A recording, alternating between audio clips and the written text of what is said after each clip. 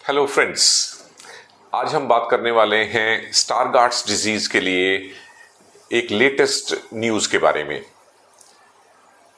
University of Wisconsin medicine में एक research की गई है जिसमें कि स्टारगार्ड्स डिजीज के लिए एक नोवल आइडिया डेवलप किया गया है, जिसमें कि स्टेम सेल्स का एक पैच क्रिएट किया गया है और ये क्रिएट किया गया है 2 लेयर्स में। और जब इस पैच को इम्प्लांट किया जाता है रेटिना में, तो फिर इनमें से जो एक लेयर है वो बनाती है फोटोरिसेप्टर सेल्स और दूसरी लेयर बना देती है रेटिनल पिगमेंट एपिथेलियल सेल्स।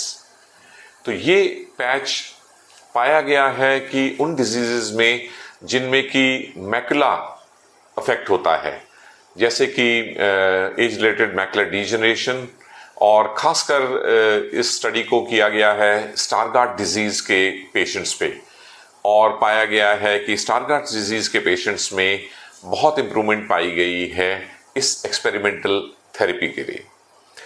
अब यूनिवर्सिटी से इस टेक्निक को ऑप्सिस नाम की एक कंपनी ने ले लिया है ताकि वो इसे कमर्शियली अवेलेबल करा सकें।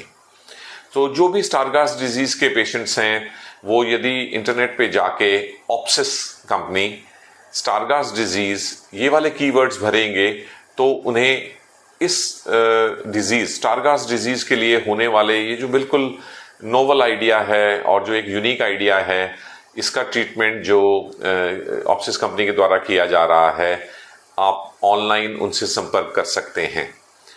और यदि आपको ये सारी बात ठीक लगे और आप भी इस मुहिम का हिस्सा बनना चाहें, तो आप अपने ट्रीटमेंट के रूप में या नॉलेज के रूप में भी इस ट्रीटमेंट के बारे में और जानकारी बढ़ा सकते हैं।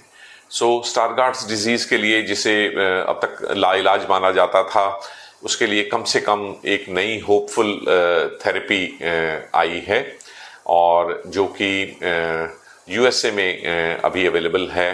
वी होप दैट कुछ सालों में इंडिया में भी अवेलेबल होगी, लेकिन आप नेट के थ्रू इनसे संपर्क करके पता लगा सकते हैं कि किस तरह आप इस थेरेपी को अवेल कर सकते हैं।